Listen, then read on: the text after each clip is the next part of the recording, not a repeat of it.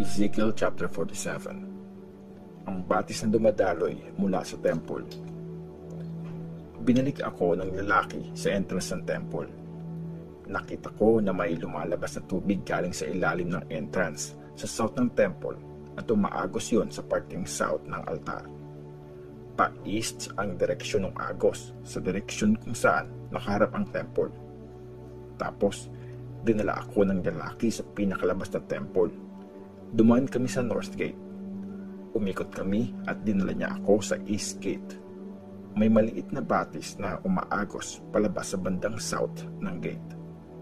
Dumiretso kami pa east. May hawak na panukat ang lalaki at sumukat siya ng 500 meters sa direksyon ng agos ng tubig. Tapos, pinalusong niya ako. Hanggang ankle ko lang yung tubig doon. Tapos, sumukat ulit siya ng 500 meters pa mula doon at umabot na sa tuhod ko ang tubig. Isa pang 500 meters ulit at hanggang bewang ko na yung tubig. Nagsukat pa siya ng 500 meters at sobrang lalim na ng ilog kaya hindi ko na kayang lumusong. Kailangan ng lumangoy para makatawid. At sinabi niya sa akin, "Tao, tandaan mo itong maigi." Tapos, pinalik ako ng lalaki sa tabi ng ilog. Pagdating doon, nakita ko na napakaraming puno sa magkabilang side ng ilog. Sinabi sa akin nung lalaki, umaagos ang tubig na ito sa mga lupain sa east at pababa sa Jordan Valley hanggang sa Dead Sea. Pag dumaloy ito sa Dead Sea, magiging tabang ang tubig nun. Kung saan umagos yung ilog na ito, magkakaroon doon ng lahat ng klase ng hayop at isda. Dahil sa ilog na ito, magiging fresh ang tubig ng Dead Sea at magdadala ito ng buhay kahit saan ito umagos. Magpupuntahan ang mga mangingisda sa tabing dagat mula Engedi hanggang Eneglaim at ilalatag nila ang mga lambat nila doon kasi magkakaroon ng sobrang daming klase ng isda doon kagaya ng sa Mediterranean Sea. Pero yung tubig sa mga damuhan at mga maliit na tubigan sa gilid ng dagat ay magiging maalat pa din para may makuhaan sila ng asin. Sa magkabilang side ng ilog, tutubo ang lahat ng klase ng puno na namumunga. Hindi matutuyo ang mga dahon nila at hindi sila hihinto sa pumumunga. Meron silang sariwang prutas kada buwan kasi nadidiligan sila ng ilog na umaagos mula sa temple. Magiging pagkain ang mga prutas nila at ipanggagamot sa mga tao yung mga dahon nila. Ang mga boundaries sa lupain. Sinabi ni Lord God, ito ang teritoryong hati-hatiin nyo sa 12 na tribe bilang mana nyo. 2 part ang tatanggapin ng tribe ni Joseph. Pinramis ko sa mga ninuno nyo ang lupain ito. Ngayon, i-divide nyo ito ng pantay-pantay bilang mana nyong lahat. Ito ang magiging sakop ng lupain. Sa north, ang boundary ay mula sa Mediterranean Sea patawid sa Hethlon, sa entrance ng Hamath, tapos sa Zedad, sa Berotha at Sibraim na nasa border sa pagitan ng Damascus at Hamath, at hanggang sa city ng Tikon na nasa border ng Hauran. Bale, mula sa Mediterranean Sea hanggang Enon City na nasa border din ng Damascus at Hamath. Yun ang boundary sa north. Sa east naman, ang boundary ay mula Enon City sa pagitan ng Damascus at Hauran, pababa sa Jordan River na nasa gitna ng Gilead at ng lupain ng Israel, papunta sa Dead Sea hanggang sa Tamar. Yun ang boundary sa east.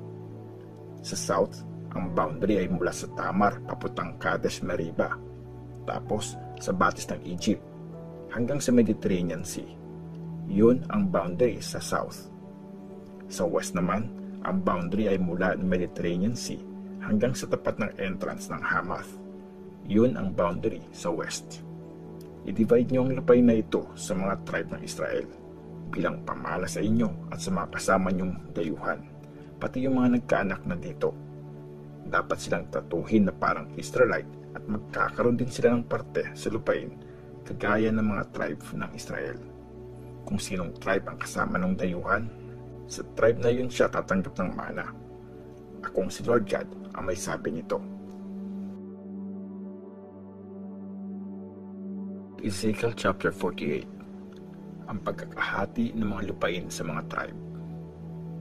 Sinabi pa ni Lord, bawat tribe ay tatanggap ng parte ng lupain mula sa boundary sa west hanggang sa east ng lupain, mula Mediterranean Sea patawid sa city ng Hethlon, sa entrance ng Hamath, sa Enon City hanggang sa border ng Damascus at Hamath, mula north pababa sa south.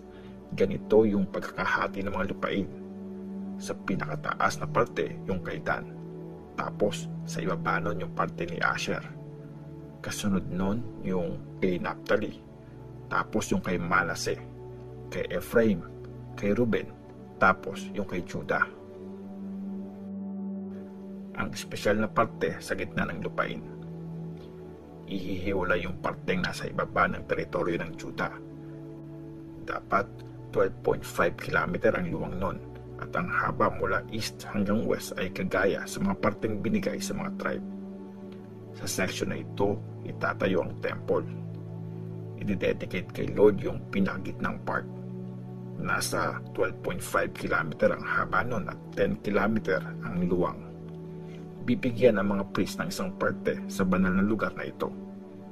Dapat 12.5 km ang sukat nun mula east hanggang west at 5 km mula north hanggang south. Sa gitna nito, ilalagay ang temple ni Lord. Ihihiwalay ang area na ito para sa mga priest na galing sa lahi ni Zadok. Nag-serve sila sa akin ng tapat, di gaya ng ibang Levites na sumama sa mga Israelites sa paggawa ng masama. So, bibigyan sila ng special na parte, at yun ang magiging pinakabanal na lugar sa lahat. Katabi nito ang teritoryo ng mga Levites. Nasa bandang south ng area ng mga priests yung lugar para sa mga Levites, at may sukat na 12.5 km mula east hanggang west at 5 km mula north hanggang south. Kay Lord ang pinakamagandang parte na ito ng lupain. Banal yun, kaya hindi pwedeng ibenta, ipagpalit o ipasa sa iba. Para sa lahat ng mga tao, yung natirang 12.5 km by 2.5 km na parte. Hindi yun banal at pwede yung tirhan at gamitin ng lahat. Nasa gitna nito yung city na square yung shape at may sukat na 2,250 meters sa bawat side. Sa palibot ng city, mag-iiwan ng open space na 125 meters sa lahat ng side. Yung lupaing matitira sa magkabilang side ng city ay gagawing bukid at magiging pagkain ng mga nagtatrabaho sa city yung mga aanihin mula doon. Nandun yun sa iba ng banal na parte ng lupain at parehong 5 km by 2.5 km ang sukat nun. Pwedeng magtanim sa lupang yun ang kahit sino magtatrabaho sa city, kahit anong tribe pa ang pinanggalingan niya. So, ang total na area na ihihiwalay niyo para sa akin ay 12.5 km sa bawat side at kasali doon yung parteng sakop ng city. Mapupunta naman sa leader yung matitira mga lupa sa dalawang gilid ng area kung saan nandun ang temple, ang lupain ng mga priest at Levites at ang city. Mula sa boundary sa east hanggang sa banal na parte ng lupain, 12.5 km ang sukat nun. Tapos, ganun din ang sukat mula sa banal na parte ng lupain hanggang sa boundary sa west.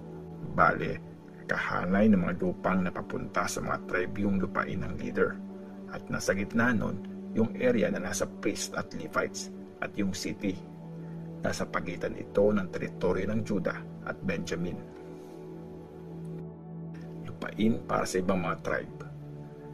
Sa bandang south ng special na lugar, bibigyan din ng parte ng lupain ang tribe ni Benjamin. Aabot din yun mula sa boundary sa east hanggang sa boundary sa west. Sa bandang south ng teritoryo niya ang lupain ni Simeon.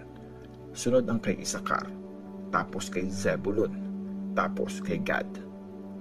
Sa bandang south ng lugar na binigay sa tribe ni Gad, Nandun ang boundary ng Israel mula sa Tamar hanggang sa bukal ng Kadesh at mula sa batis ng Egypt hanggang sa Mediterranean Sea. Ganito nyo hahatiin ang lupain sa mga tribe ng Israel, sabi ni Lord God. Ang mga gate ng Jerusalem. May pader na nakapalibot sa city. Bawat side ng pader ay may sukat na 2,250 meters at may tig-3 gate na pinangalan sa mga tribe ng Israel. Ang mga gate sa north ay pinangalan kina Ruben, Judah at Levi. Yung mga gate naman sa east ay kina Joseph, Benjamin at Dan. Pinangalan kina Simeon, Isakar at Zebulun yung mga gate sa south, at kina Gad, Asher at Naphtali naman yung mga gate sa west. Ang total na sukat paikot sa mga pader ng city ay 10 kilometer. Mula sa araw na yon, ang pangalan ng city ay magiging Nandito si Lord.